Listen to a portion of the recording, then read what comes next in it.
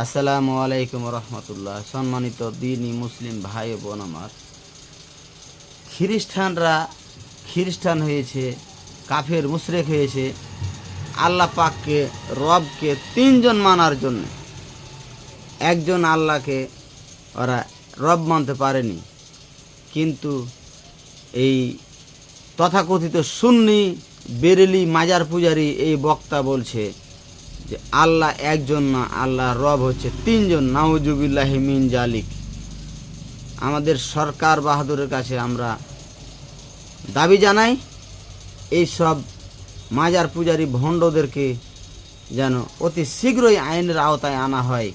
আপনারা বেশি বেশি শেয়ার করবেন, আর আল্লাহ যেন এইসব সুন্নি মাজার পূজারীকে ধ্বংস করে।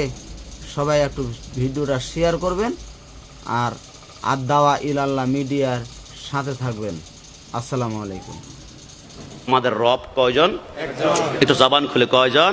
কিন্তু আপনি অবাক হবেন, তোমাদের রব একজন নয়, তোমাদের রব হচ্ছে তিনজন। গোলাম রাব্বানি, কাশেমি, কাফের, মুশরিক ফতুয়া দিব। রব শুনেছি একজন, সারা জীবন শুনেছি একজন, তিনজন কোথায়? আমার আল্লাহ বলে কোরআনেই তো তোমাদেরকে বলেছি আমার তোমাদের রব তিনজন।